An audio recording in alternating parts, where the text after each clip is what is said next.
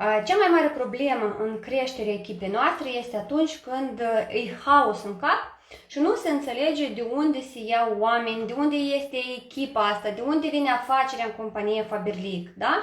Deci sunt deja și persoane cu experiență, cu practică de lucru, cu produsele, știu parcă foarte bine toate produsele, dar iată că anume partea de afacere nu înțeleg. Și noi astăzi o să vorbim despre secretele recrutării, noi astăzi o să vorbim despre ceea ce înseamnă recrutarea online, noi nu o să vorbim despre mediul offline. Deci noi o să vorbim despre mediul online pentru că eu pe el cunosc. Pentru mine mediul online este acel mediu în care eu m-am dezvoltat. Deci cum are loc această recrutare online? Însăși recrutarea, haideți așa, recrutarea înseamnă înregistrare. Atunci când noi găsim persoane pe care le înregistrăm în echipa noastră. Aceste persoane pot fi cunoscute, dar, desigur, dacă vorbim despre mediul online, aceste persoane nu ne sunt cunoscute. Și iată, dacă să vorbim despre partea frumoasă a online-ului, atunci aici atingem anume această parte că începând afacerea într-o companie de vânzări directe, foarte mulți se pierd atunci când încep să lucreze cu cei cunoscuți, da? Și ei nu acceptă această afacere pentru că nu înțeleg și din acest motiv multe persoane se opresc și nu mai merg pe partea dezvoltării. Din simplu motiv că deci cei apropiați neagă și nu-i susțin, da? Deci în afacerea dată, dacă vreți să vă dezvoltați, este necesar să înțelegeți pentru voi. Vreți să mergeți pe partea dată sau nu? Tocmai din acest motiv, iată, este bine să participați la acest așa webinare, da? Să navigați prin YouTube, să vedeți de toate videourile noastre, să vedeți videourile echipelor paralele, ca să înțelegeți într-adevăr afacerea este pentru voi sau nu este pentru voi. Pentru că în mediul online, recrutarea are mai multe puncte. Și să știți că tehnici sunt sute, dacă nu mii. Dar dacă să vorbim despre acea tehnică care ne poate ajuta sau ne poate deschide sau ne poate da această cheiță, da, de succes, atunci noi nu este necesar să lucrăm cu toate 100 de tehnici. Este necesar să alegem o tehnică și să nu îi ascultăm pe alții că tehnica dată nu este bună, că acum nu mai este în vogă sau ceva de genul dat, da? Deci totul este în vogă atât timp cât noi rezonăm cu metoda dată. Și la moment sunt persoane care lucrează offline și este ok. Și la moment sunt persoane care lucrează online prin spam și este ok. Ei au rezultate. Deci fiecare metodă este bună, dar din moment ce ea este practicată permanent. Pentru a recruta în rețele de socializare, pentru a înregistra cât mai multe persoane din rețele de socializare, ca oamenii atunci când vin la noi să dorească și să aibă încredere în noi, da? Este necesar în primul rând să folosim produsele companiei. Pentru mine este foarte straniu atunci când sunt și directori, la nivel de director, care mă pot întreba despre anumite produse elementare și atunci când eu zic, dar de ce nu încerci, ei îmi spun că, da, de ce să încerc dacă eu pur și simplu pot vinde.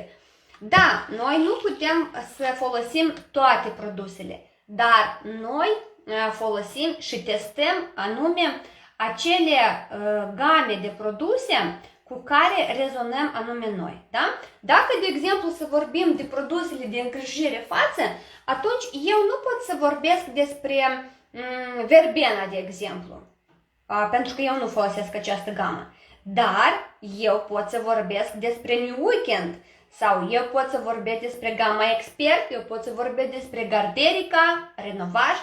Deci sunt acele game pe care eu le-am testat sau sunt acele game pe care eu le-am recomandat. Deci important este ca să înțelegeți că nu trebuie să folosiți toate produsele, dar o parte din ele este necesar să le folosiți ca să puteți într-adevăr să vorbiți mai departe cu încredere despre produsele date. Deci noi învățăm în rețelele de socializare cum corect lumea să se folosească de produsele noastre. Voi cu siguranță ați observat cum acum iese lumea în story și arată, da, eu folosesc cocktail, da, eu folosesc remelul, da, eu folosesc rujul, da. Deci practic asta se numesc vânzări. Dacă nu spuneți prețul produsului, atunci asta este vânzare indirectă. Dacă voi spuneți prețul produsului, atunci este vânzare directă. Și nu vă recomand în fiecare zi să faceți aceste vânzări directe, străduiți-vă să faceți cât mai multe vânzări indirecte, astfel încât să treziți curiozitatea urmăritorilor voștri și să dorească și ei acest produs. Din moment ce o persoană dorește un produs de la dumneavoastră, deci el poate deveni sau partener de afacere, dacă îl înregistrați și respectiv el să facă comandă de produse în valoare de 300 de lei, ca să beneficiezi discount 20%, sau îl țineți în calitate de client, da?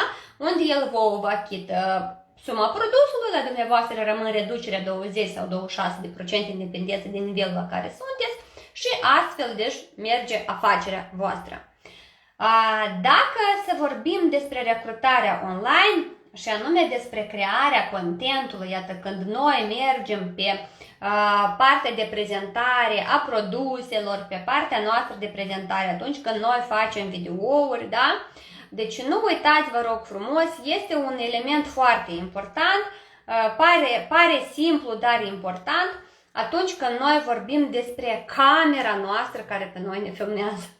Deci este necesar camera să fie curată, de faptul că noi avem grijă de camera noastră și tot ceea ce ne înconjoară, da?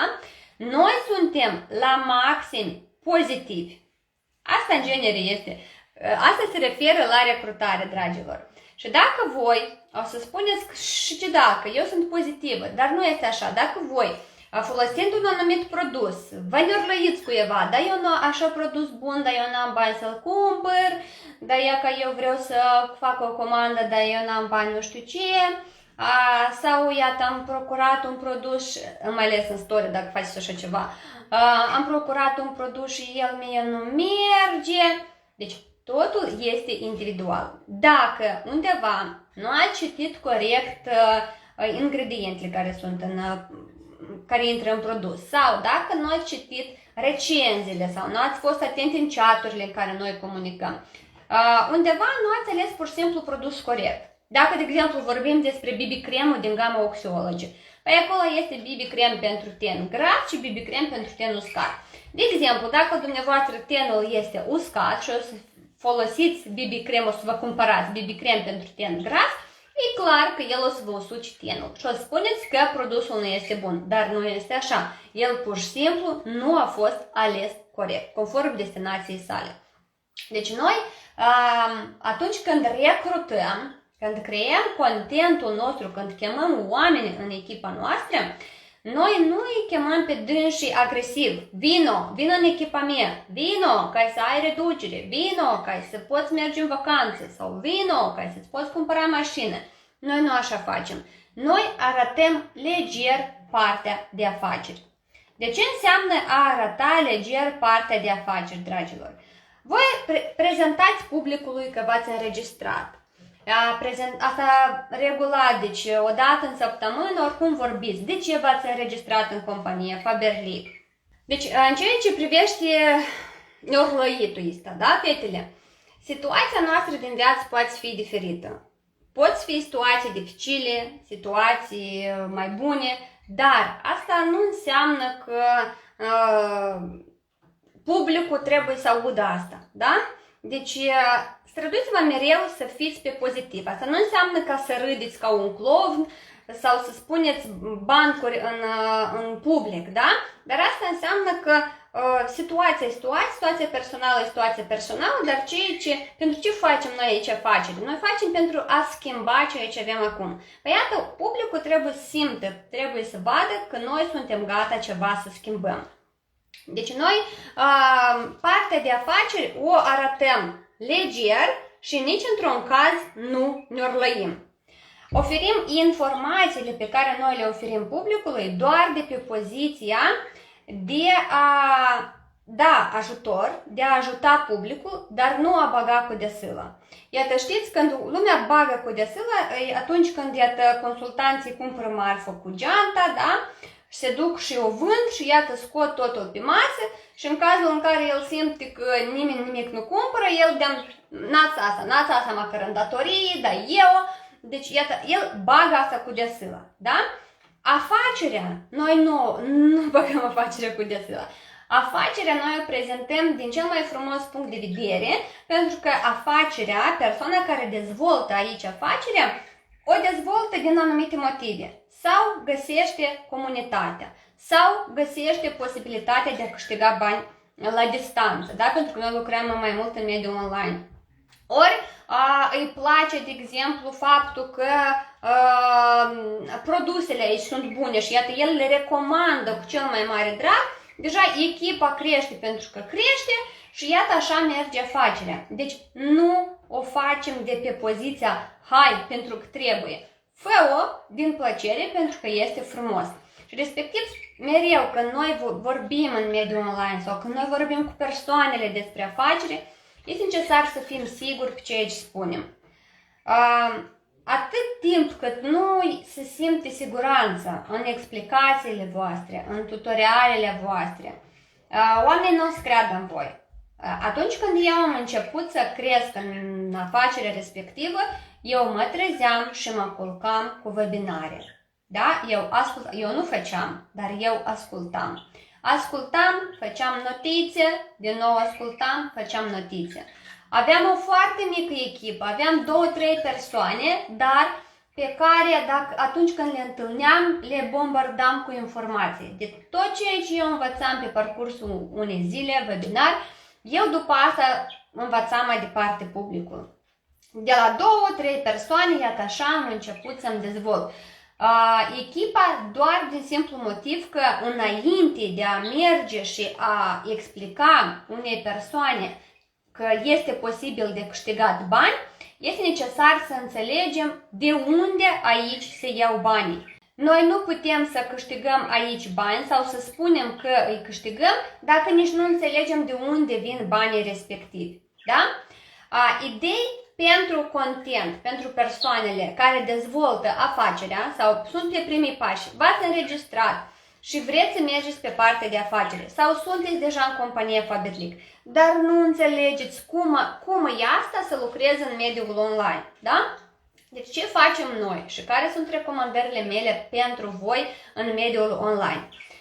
Este necesar să lucrați. Fără muncă nu este nimic. De ce face un lider în internet pentru a atrage cât mai multe persoane? În afară de webinare, cum fac eu acum cu voi, mai face și tutoriale, niște lecții înregistrate pe care eu le am, de exemplu, pe YouTube, unde explică diferite, da? Despre sistem, despre catalog, despre munca de zi cu zi, deci orice ce este legat de afacerea respectivă. Și comunicări în Zoom cu liderii, deci tot asta se arată, plus arătăm, de exemplu, ce se întâmplă după culise. De exemplu, dacă eu merg la o întâlnire cu liderii noștri, deci eu fac niște istorii, fac ceva, un content și eu postez. Eu arăt ceea ce se întâmplă în viața mea cu echipa mea, da? Dacă eu fac niște tutoriale, eu tot le postez în istorii, eu le postez în YouTube, le postez în Facebook. Dacă fac niște webinare, eu, de exemplu, pot să fac un screenshot, da? Și spun că, iată, astăzi am avut webinare, iată ce am discutat. Deci tot ceea ce fac eu în mediul meu de lucru, totul se prezintă. Pentru că de cele mai deseori, iată, în mediul online, dacă vorbim despre dezvoltare, liderii prezintă doar produsele. Dar asta nu e afacerea. Afacerea pe produse este una, dar afacerea pentru a crește echipa este necesar să ne arătăm și calitățile noastre ca lider. Nu doar faptul că noi suntem aici, sunt produse bune, dar și ceea ce facem noi. De exemplu, avem maratoane, webinare, deci toate chestiunile astea care se petrec în interiorul echipei noastre, deci totul se arată în public. Respectiv, când noi arătăm cum creăm această afacere, da? Noi, prin acest content, explicăm publicului ce are de câștigat de la colaborarea cu noi personal, anume cu noi. Iată, cu asta este necesar să înțelegeți ce aveți de făcut. De ce, Elena, este necesar să fie în echipa voastră și nu în echipa paralelă? Deci, iată, aici este necesar să vă elaborați o tehnică de lucru personală și să înțelegeți cu ce sunteți voi mai buni, chiar dacă sunteți începători. Da? Dacă sunteți începători, cu atât mai mult. Deci, ce face un începător? El mereu e la contact cu nou înregistrat. El mereu îl ajută la plasarea comenzii, la înregistrarea unui nou înregistrat, la diferite lecții, tutoriale, apasă aici, du-te încolo, fă aceea, fă aceea. Asta face un mentor care este în creștere. El este așa, deci mereu din urma liderului care este în creștere. Și respectiv, dacă persoana înțelege ce are de câștigat în urma colaborării cu voi, atunci o să vă aleagă anume pe voi. Da? Și respectiv, dacă ne referim la content, este necesar să înțelegem ce are de câștigat de la colaborarea cu compania Faberlic. Deci aici noi, de exemplu, prin contentul nostru explicăm că Faberlic livrează rapid comenzi. Da?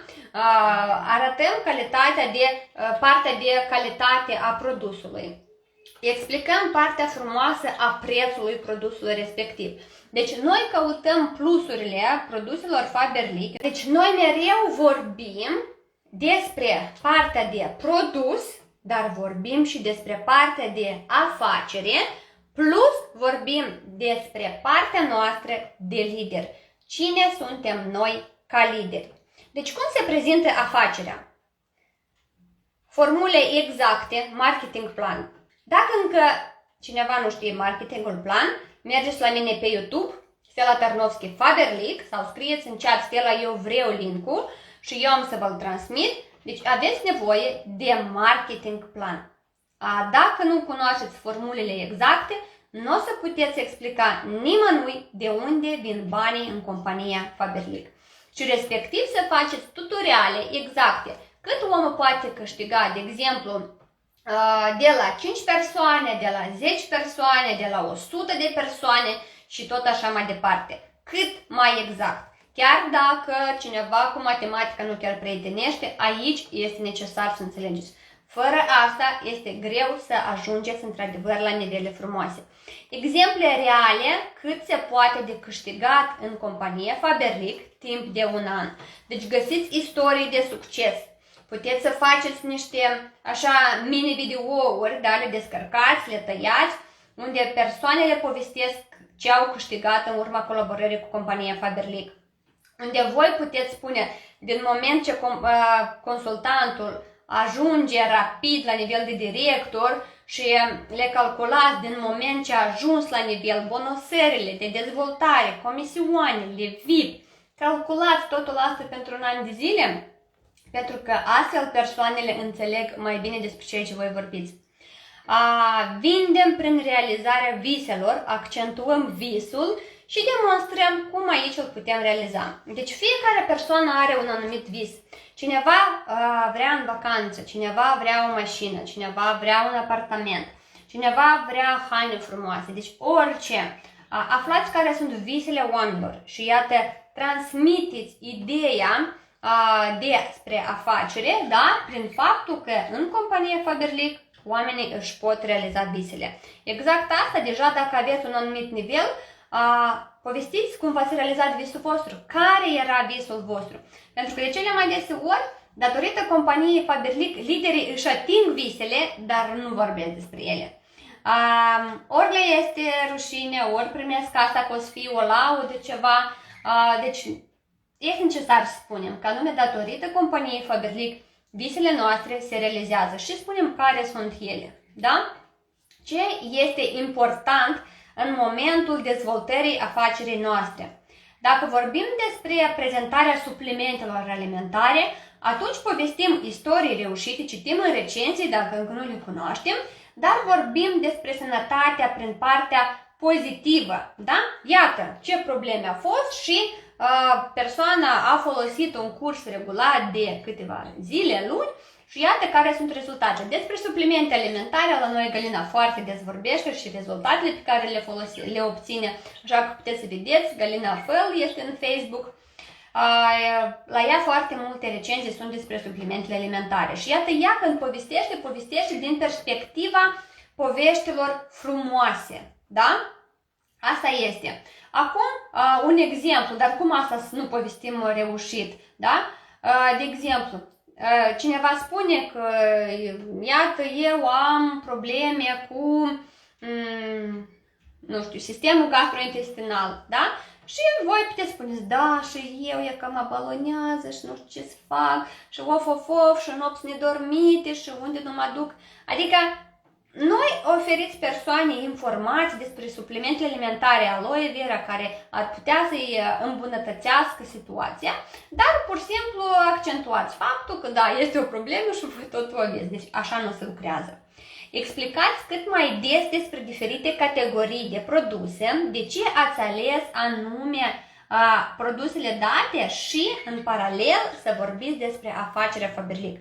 Pentru că foarte mulți în compania Faberlic vin prin prisma produselor. Eu tot am venit mai întâi la produs, după asta eu am făcut afacere. Și foarte mulți din liderii noștri au venit la produs, după asta au făcut afacere. Apropo, noi avem chiar un live, săptămâna trecută am făcut cu liderii echipei noastre, el este în Instagram, este și în YouTube la mine, da? Unde noi am vorbit cu Irina, cu Galina, despre cum noi am venit în compania Faberlic prin produs și după asta am făcut afacere. Vorbiți prin prisma cât mai multor exemple reale de ce ați procurat un anumit produs. Iată, voi cumpărați, eu de exemplu vorbesc despre gama New Weekend și eu mai mult pun accent pentru produsul în jurul ochilor și gurii, da? Pentru că eu spun, asta la mine este problema și eu am observat cum produsul respectiv îmi hotărăște problema și astfel, deci eu vorbesc, iată de ce eu procur produsul respectiv, îl arăt că îl folosesc, arăt rezultatul.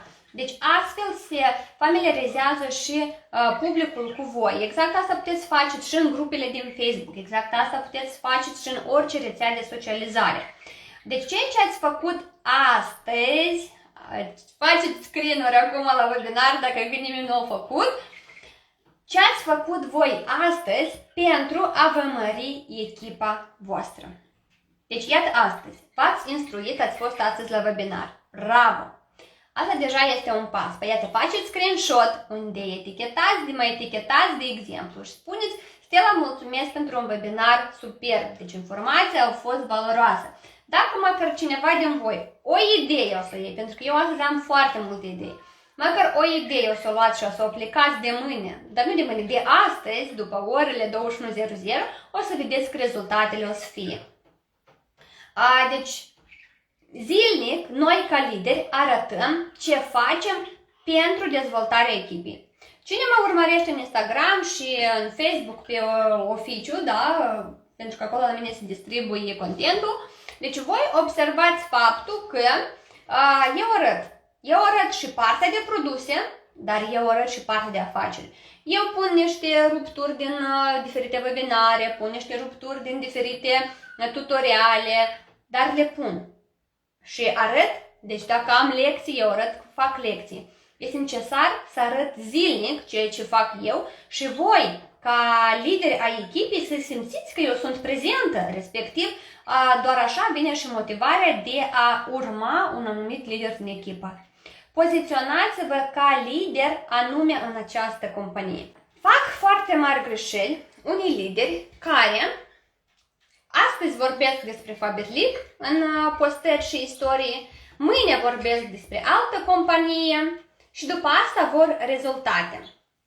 Deci dacă voi nu urmăriți, iată, pașii pe care eu i-am spus până acum, da? Dar faceți totul haotic, deci postări de dragul postărilor și mai ales astăzi arătați o companie și mâine arătați alta sau încă astăzi arătați două companii, sau la voi scrie în denumirea profilului o companie, dar voi vă folosiți de alt produs. Deci asta este caracteristica 100% a unei persoane care nu este sigură în sine și în afacerea sa. Deci Practic, cei care pe mine mă urmăresc, ei știu că dacă vor să primească sarea în ochi, da, atunci să-mi spuie ca să trec în altă companie. Deci eu sunt sigură, deja cred că 2 ani în urmă, eu chiar am strigat în gura mare, dragilor, eu dacă și-am să plec din compania Faberlic, eu am să plec pur și simplu într-un business personal, dar nici într-un caz eu nu am să plec din compania Faberlic într-o altă companie. Deci asta este poziția mea și cineva poate să zic că nu zic hopă n-ai sărit, dar așa este. Deci nu săriți ca păduchii de la o companie la alta. Asta nu vă poziționează. Vreți să vindeți produse, atunci vindeți doar din compania Faberlic. Vreți să faceți înregistrări, atunci înregistrați oameni doar în compania Faberlic. Pentru că sunt oameni care activează în mai multe companii și au strâns, de exemplu, 100 de persoane și iată, la toate 100 le vorbesc despre 3 companii în paralel. Și omul nu înțelege ce cu dânsul, dar unde totuși e mai bine, dar de ce în toate 3 e bine, nu înțeleg. Deci tot voi aveți de pierdut atâta timp cât nu aveți încredere în voi, în compania voastră și în afacerea voastră. Asta știți cum ar fi să aveți, brutărie, da? Aveți propria brutărie, dar pâine cumpărați din magazinul de alături. Asta cum ar fi? Nu. Deci ceea ce faceți aici, exact aici și dezvoltați. Fiți fideli afacerii voastre. Ce se întâmplă dacă nu aveți creștere? Pentru că și așa se întâmplă, da? Deci, iată, parcă totul bine, parcă lucrez în grupe, parcă lucrez în privat, parcă fac și Zoom-uri, parcă totul fac, dar nimic nu am. Deci, cât de sever nu ar fi, dar doar este vina voastră. Aveți prea multe scuze, prea multe argumente de ce să nu faceți. Asta nu este vina mentorului, nu este vina companiei, nu este vina familiei. Atunci când cineva spune că iată, site-ul nu lucrează, iată, un produs nu este în stoc sau caută mereu, știți, ca la ele despre care vorbeam eu. Astea sunt niște scuze de ce eu să nu activez. Dacă undeva la început îmi veneau în cap așa niște scuze oribile, da? Ce faceam eu? Intram în YouTube, căutam persoane care totuși au reușit în această companie, căutam cum ei au reușit, ce au făcut, care erau pașii lor pentru a reuși și din nou mă motivam și înțelegeam că dacă ei au putut și eu am să pot. Căutați oamenii care vă motivează.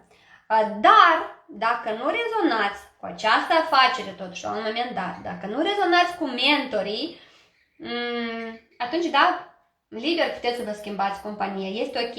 Asta atunci când înțelegeți real că nu rezonați, dar nu atunci când sunteți într-o 100 de companii în paralel. Dar referitor la sistemele de lucru, cineva rezonează cu sistemul meu de lucru, dar cineva nu. Și eu știu foarte bine cum sunt lideri care mai întâi s-au instruit după sistemul meu, dar mai apoi au spus că este o aberație. Sunt niște prostii, maratoane, tutoriale, webinare. Deci ei nu au rezonat cu sistemul meu de predare. Și este ok. Deci pentru ei este mai ok, nu știu ce, da? Dar este ok atunci când noi nu rezonăm cu mentorul, dar nu el este de vină mentorul în nereușitele noastre. Cum de menținut echipa? Deci din moment ce avem deja o persoană în echipa noastră înregistrată, noi suntem 2, deci deja noi suntem o echipă. Ce facem în cazul dat? Dar vă spun, înainte de a înregistra, mergeți mai întâi pe partea de instruire. Și iată, v-ați instruit, ați înțeles ce înseamnă content, ați înțeles ce înseamnă recrutare, ați înțeles ce înseamnă marketingul plan, mergeți mai departe. V-ați instruit, ați înregistrat o persoană, cu siguranță o să înregistrați dacă o să faceți pașii despre care eu astăzi am vorbit. Transmiteți imediat cunoștințele obținute echipei de mai departe. Cu părere de rău, sunt lideri care își ascund cunoștințele. Cu părere de rău, sunt lideri care ascund, în genere, promoțiile care există. Eu când am auzit câțiva ani în urmă cum lideri din echipa, nu din echipa noastră, dintr-o echipă străină, nu le spuneau persoanelor că este programul de start la noi în companie, De ce? Nici nu le spunea despre sistemul, despre cabinetul nostru personal, asta acum 3-4 ani, zile, nu mai mult. Deci nu le spunea din simplu motiv că, ca să nu intre încolo oamenii și să nu vadă că au bonuseri, că au Faberlic Club, atunci era, da? Programul de start îl trecea liderul, făcea asta în locul liderilor, în locul echipei și nu le dădea bonusările. Deci nu faceți asta.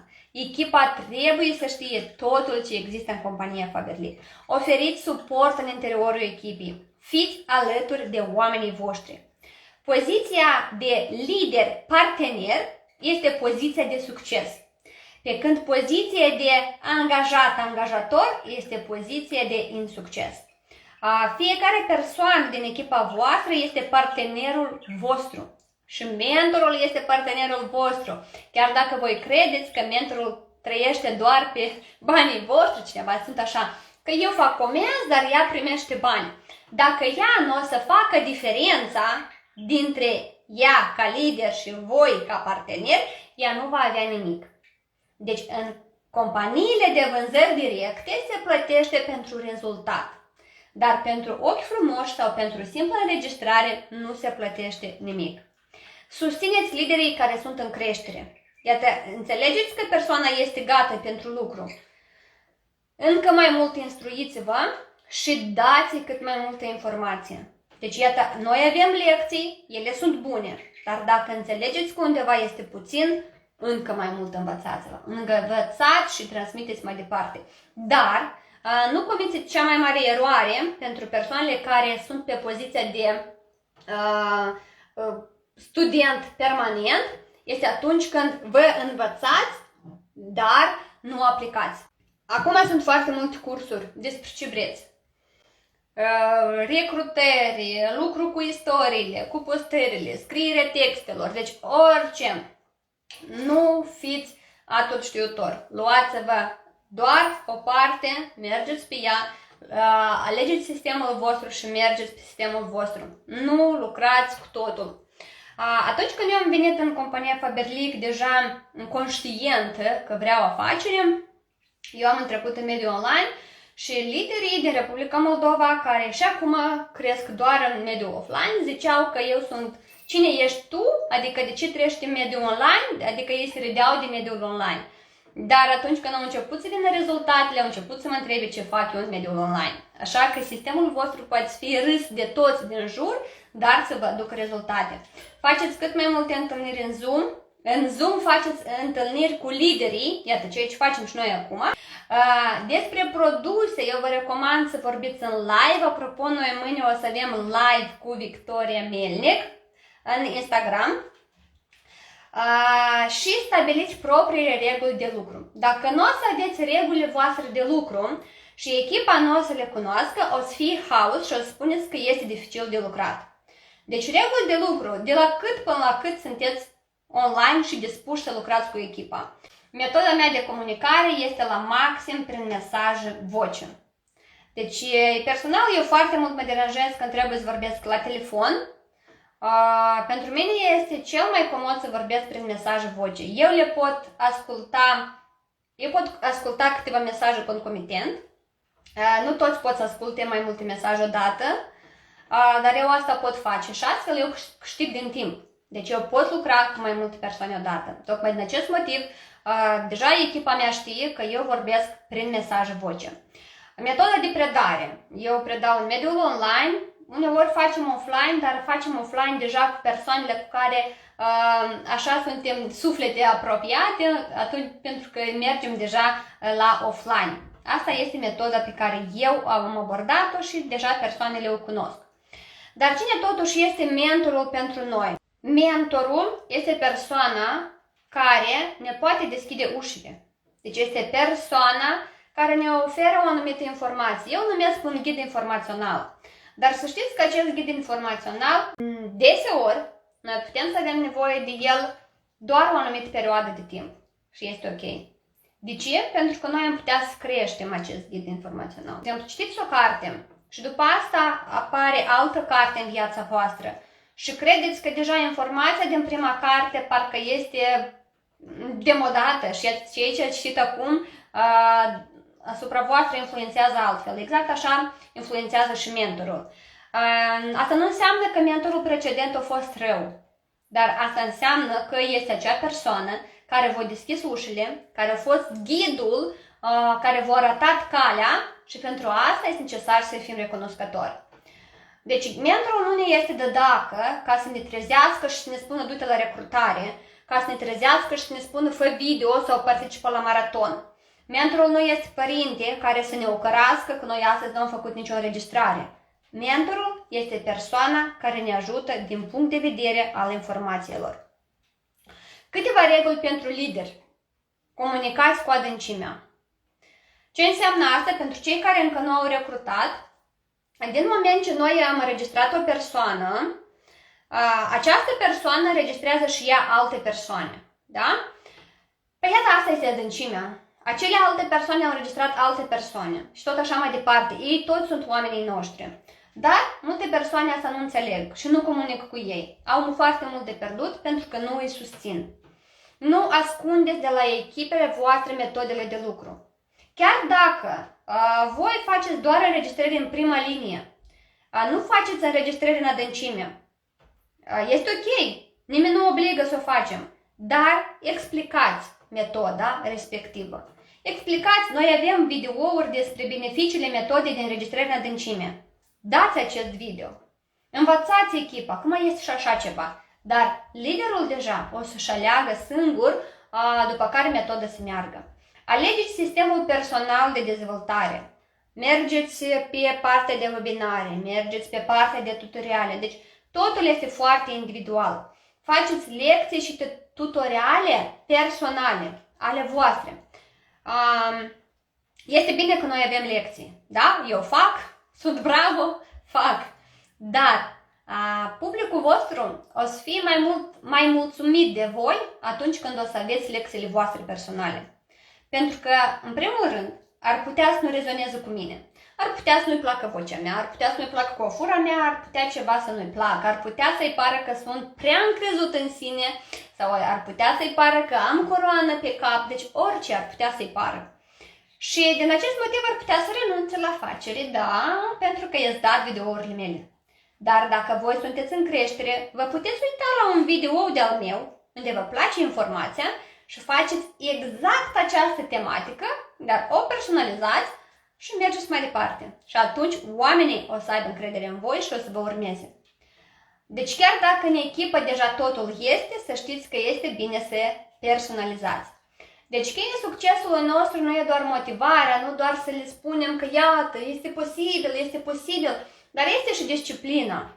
Disciplina de a face zilnic anumite acțiuni pentru creșterea echipei noastre. Recrutați personal mereu. Dacă voi vă opriți din recrutare, atunci nu criticați echipa că nu recrutează.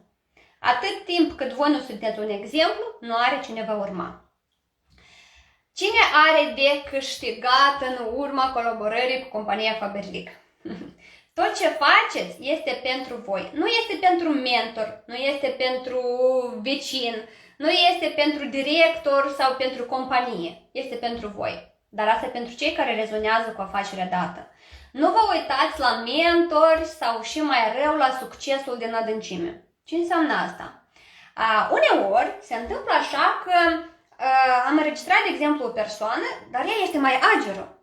Înțelege mai bine internetul, înțelege mai bine ceea ce are de făcut și a găsit mai repede nișa, da? Deci și-a găsit drumul pe care poate activa și iată că merge pe această parte a scării de succes mai repede. Și în cazul, dacă cineva mai are nivel mai mare din adâncime ca voi, deci acolo comisioanele sunt mai mici. Dar, în genere, pentru a primi comisioane, trebuie să vedeți o diferență dintre voi și el.